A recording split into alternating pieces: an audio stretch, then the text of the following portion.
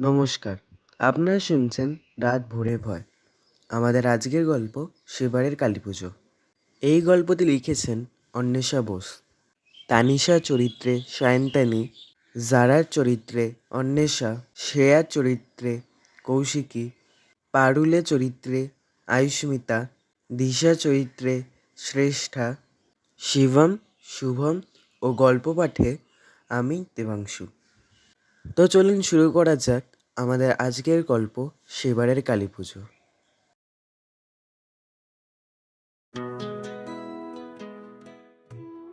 শুভম সারাদিন বাড়িতে বসে বসে বিরক্ত হয়ে দিশাকে কল করলো।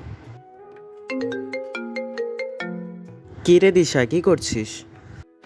সারাদিন বাড়িতে বিরক্ত হচ্ছি। পুরো এক, আমিও। তোর কালী পুজোর প্রস্তুতি কেমন চলছে? আর প্রস্তুতি, এবছর এখানে কিছু করতে ইচ্ছাই করছে না। তাহলে তুই আমাদের সাথে আমার গ্রামের বাড়ি চল না। আমাদের গ্রামের বাড়িতে অনেক বড় করে পুজো হয়। আমি, তানিশা, শ্রেয়া সবাই যাচ্ছি। এই কথাটা শুনে শুভম খুব খুশি হলো। ও বলল, ও তাই নাকি, তাহলে আমি যাব। আর তোরা কবে যাচ্ছিস? আমরা পরশু যাচ্ছি, ভোর 6টায় বেরোবো। আচ্ছা আচ্ছা, ঠিক আছে, আমি যাব। আচ্ছা ঠিক আছে, এবারে আমি রাখি। ও হ্যাঁ, তোকে একটা জিনিস বলতেই ভুলে গেছিলাম। আমার বাড়ির পাশে একটা ক্যাফে খুলেছে। আমি আর তানিশা যাচ্ছি আড্ডা দিতে। তুইও যাবি? গেলেই হয়। আচ্ছা, আমি তোর ফোনে লোকেশনটা পাঠিয়ে দিচ্ছি। আর দাঁড়া, তানিশাকে কল করি। তারপর শুভমের ফোনটা কেটে দিশা তানিশাকে ফোন করলো। হ্যালো তানিশা। হ্যাঁ হ্যাঁ বল। হ্যাঁ বল, মানে এটা কি? তুই যাবি না নাকি? এই তো বেরোচ্ছি, দাঁড়া একটু। উফ, তোর সব সময় দেরি, ধুর। তানিশার কলটা কেটে দিশা রেডি হয়ে নিল। তানিশা ক্যাফেতে গিয়ে দেখে যে দিশা বসে আছে। ও দিশাকে দেখে বলল, এই তো এসে গেছি। উফ, যা ভিড় রাস্তায়। দিশা আর তানিশা ক্যাফেতে অনেকক্ষণ নিজেদের মতো কথা বলছিল। তারপর শুভম ওখানে গিয়ে উপস্থিত হলো। তারপর দিশার চোখ পড়ে ওদের পাশের টেবিলে। ও দেখে ওর এক আমেরিকান ফ্রেন্ড বসে আছে, তার নাম জারা। সে তানিশাকে দেখে বলল, এই যারা, What? Are you Tanisha from class 3B? এই আমাদেরকে ভুলে গেছিস? How will I forget you all? No, no, no. আমি কলকাতাতে আসার আগে ভাবলাম দিশাকে কল করি, কিন্তু ওর নাম্বারটা ইনভ্যালিড বলছিল। হ্যাঁ, আমি তো আমার নাম্বারটা চেঞ্জ করেছি, তোকে দিতেই ভুলে গেছি রে। হ্যাঁ, কে কাকে ভুলে গেছে এবার তো বুঝতেই পারলাম। এসব ছাড়, পরশুদিন আমার গ্রামের বাড়ি তেলারি যাব কালী পুজো কাটাতে। আমার গ্রামের বাড়িতে অনেক বড় কালী পুজো হয়, তুই যাবি? ওকে, আমি আসবো। কখন বেরোবি বল, আর কোথায় মিট করব? ওই তো পরশু সকাল 6টায় সবাই হাওড়া স্টেশনে মিট করব, আর 7:30টায় train. Okay okay, I will go. এই দিশা, সে আগে তো কিছু বলাই হয়নি যে আমরা পরশু দিন যাচ্ছি। দাঁড়া, ওকে একবার ফোন করে বলি। হ্যালো শ্রেয়া। হ্যাঁ, কি বল? শুভম শ্রেয়াকে সব কিছু জানায়। তারপর শ্রেয়া বলে, তাহলে যাওয়াই যায়। ঠিক আছে, তাহলে তুই সেদিনকে তাড়াতাড়ি চলে আসিস। আর হাওড়া স্টেশনে ওল্ড কমপ্লেক্সে আসবি, ঠিক আছে? এবার রাখি। আচ্ছা, তোরা সবাই বাড়ি চ, অনেক রাত তো হলো। পরের দিনটা সবার গোছগাছ করতে করতেই কেটে গেছিল। তারপরের দিন, অর্থাৎ যাওয়ার দিন, শুভম রেডি হয়ে স্টেশনে গিয়ে দেখে শুধু দিশা দাঁড়িয়ে আছে। অন্য কাউকে দেখতে না পেয়ে দিশা শুভমকে বলে যে ওদেরকে ফোন করতে। তারপর শুভম ফোন করে বলে, কি রে তোরা কোথায়? আমরা তো ওল্ড কমপ্লেক্সে দাঁড়িয়ে আছি। আরে তোরা ওল্ড কমপ্লেক্সে আয়, আমি তো কালকেই বললাম। এই তোরা সবাই ওল্ড কমপ্লেক্সে চ। ওরা যখন নিউ কমপ্লেক্স থেকে ওল্ড কমপ্লেক্সে যাচ্ছিল, তখন একটা ছেলে জারাকে গিয়ে খুব জোরে ধাক্কা মারে এবং জারা পড়ে যায়। ও মা গো, আমার কামারিয়া ভেঙে দিল। উফ। I am extremely sorry. দেখলাম একটা মাঝবয়সী ছেলে আমার দিকে তাকিয়ে আছে। প্রথম দেখাতেই একদম Actually খুব তাড়াতে ছিলাম তো। No, it's fine. By the way, can I ask you, তুমি কোথায় যাচ্ছ? আমি তো টেলারই যাচ্ছি। হোয়াট আ কোইন্সিডেন্স, আমরাও টেলারই যাচ্ছি। ও, তাহলে কি আমিও তোমাদের সাথে যেতে পারি? কারণ আমি তো ওখানে কোনো রাস্তাঘাট চিনি না, আমি জাস্ট ওখানে ফটোগ্রাফির জন্য যাচ্ছি। ইয়েস, অফকোর্স যেতে পারো। হ্যাঁ, নিয়ে গেলেই হয়। তারপর ওরা ট্রেনে উঠে চলল টেলারির পথে। ওরা রাস্তায় অনেকক্ষণ গল্প করছিল। এই দেখো, তোমার নামটাই তো জানা হয়নি, তোমার নামটা কি? আমার নাম শিবম। আর তোমাদের নামগুলো? সবাই একে একে নিজেদের নাম বলল। তারপর শিবমকে ডেকে বলল, এই শিবম, দেখো তোমার আর আমার নামটা অনেকটা এক না? হ্যাঁ, বাই দ্য ওয়ে, তুমি টেলারির কোথায় যাচ্ছ? আমি তো জাস্ট রায়চৌধুরী বাড়ির কালী পুজোটার ফটোগ্রাফি করতে যাচ্ছি। ও মাই গড, কি কোইন্সিডেন্স! জানো দিশার ফুল নাম দিশা রায় চৌধুরী, জানো? Wait, what, really? তাহলে ওইটা যদি তোমাদেরই পুজো হয়ে থাকে, তাহলে আমি তো শুনেছি তোমাদের একটা রাজবাড়িও আছে। তো if you all don't mind, আমি কি ওখানে থেকেই ফটোগ্রাফিটা করতে পারি? তাহলে আমার অনেক সুবিধা হবে অ্যাকচুয়ালি। ইয়েস, অফকোর্স থাকতে পারো। তারপর ওরা অনেকক্ষণ হাসি মজাক করে ট্রেনে। 2 ঘন্টা পর ট্রেন এসে দাঁড়ায় টেলারি স্টেশনে। তারপর দিশা সবাইকে বলে, এই চড়ে তেলারি এসে গেছি, ট্রেন থেকে নাম। তারপর ওরা সবাই ট্যাক্সি করে এসে নামে রায়চৌধুরী বাড়ির সামনে। ওরে বাবা রে, কি অ্যাস্থেটিক বাড়িটা, কি দারুণ! হ্যাঁ রে দিশা, কি বড় বাড়ি! পারুল দি, কোথায় গো? এই তো দিদিমণি আইসা গেছে। সবাই দেখলো বাড়ির ভেতর থেকে একটা মেয়ে বেরিয়ে এলো।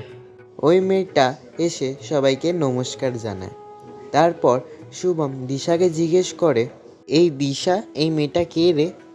তারপর ওই মেয়েটি বলল, দাদা বাবু, আমি পারুল গো। ওই ইংরেজিতে কি একটা বলে বেশ, হ্যাঁ, কেয়ারটেকার।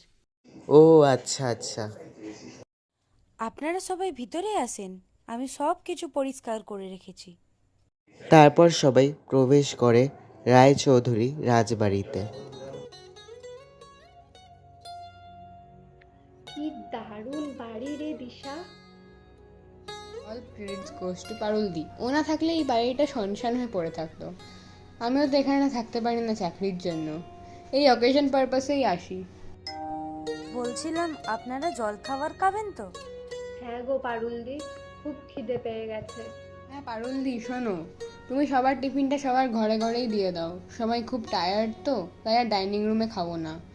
দুপুরে হয় ডাইনিং রুমে খাবো, কি বলিস তোরা? হ্যাঁ হ্যাঁ, একদম ঠিক বলেছিস। হ্যাঁ দাদা বাবু, দিদি ভাইরা, তোমরা ঘরে গিয়ে বিশ্রাম নাও, আমি খাবার নিয়ে যেতেছি। শোন শুভম, সিঁড়িতে উঠে প্রথম ঘরটাতে তোর, দ্বিতীয় ঘরটা শুভম তোমার, তৃতীয় ঘরটা শ্রেয়া আর জারার, আর চতুর্থ ঘরটাতে আমি আর তানিশা থাকবো। যা, এবার সবাই যে যার ঘরে গিয়ে রেস্ট করে নে। পারুল যখন সবার ঘরে জল খাবার দিয়ে শিবমের ঘরে খাবার দিতে আসে, তখন পারুল শিবমকে ডেকে জিজ্ঞেস করে, বলছি, আসবো দাদা বাবু? ও পারুল দি, তুমি? হ্যাঁ হ্যাঁ, এসো। পারুল একটা টেবিলে খাবারটা রেখে শিবমকে বলে, আর কিছু লাগলে হাঁক দেবেন। হ্যাঁ হ্যাঁ, অবশ্যই বলবো, কিন্তু পারুল দি শোনো, তুমি আমার ঘরে যখন তখন ঢুকে পড়বে না। দরজা নক করবে, যদি আমি সাড়া না দিই বা দরজা না খুলি, তাহলে চলে যাবে, ঢুকে পড়বে না। আচ্ছা ঠিক আছে। পারুল ঘরের বাইরে বেরিয়ে আসে। তারপর তার খুব অদ্ভুত লেগেছিল শিবমের ব্যবহারে। তারপর পারুলের মনে পড়ল যে সে শিবমের ঘরে জল দিতেই ভুলে গেছে। তারপর সে একটা জলের গ্লাস নিয়ে যেই শিবমের দরজার সামনে গেল, দেখলো দরজার ফাঁক দিয়ে দেখা যাচ্ছে শিবম একটা আংটি নিয়ে কী সব যেন করছে। পারুল খুব ভয় পেয়ে যায়। তারপর ওর হাত থেকে একটা গ্লাস পড়ে যায়। গ্লাস পড়ে যাওয়ার শব্দে শিবম বেরিয়ে আসে আর পারুলকে দেখে রেগে বলে, কি দেখেছিস তুই? হ্যাঁ, কি দেখেছিস? শিবম আরও কিছু বলতে যাবে, তখনই দিশা সিঁড়ি দিয়ে উঠে আসে। পারুল দি, তোমাকে ফুল কিনতে যেতে বলেছিলাম না, তুমি এখানে কি করছো? এই তো দিদিমণি, যেতেছি। তারপর পারুল নিচে চলে যায়। তারপর দিশা শিবমকে দেখে বলে, আরে শিবম, তুমি এখানে দাঁড়িয়ে কি করছো? ও ও কিছু না, আমি শুধু একটু পারুলের সাথে কথা বলছি। ও আচ্ছা, বাকিরা তো ঠাকুরকে সাজাতে যাচ্ছে, তুমি যাবে না? না গো রিশাদি, আমার একটা কাজ আছে, অ্যাকচুয়ালি যেতে পারবো না। আমি চেষ্টা করছি একটু পরে যাবার, তোমরা যাও। ও আচ্ছা। দিশা সিঁড়ি থেকে নেমে এসে দেখে শুভম আর তানিশা বসে আছে। কিরে তানিশা, তুই আর শুভম এখনো বেরোসনি? আর শ্রেয়া আর যারা কোথায়? আরে আমি আর শিবাম তো তোর জন্যই ওয়েট করছিলাম, আর ওরা দুজন বাইরে ফটো তুলছে। তারপর ওরা রাজবাড়ি থেকে বেরিয়ে বাইরে হাঁটছিল।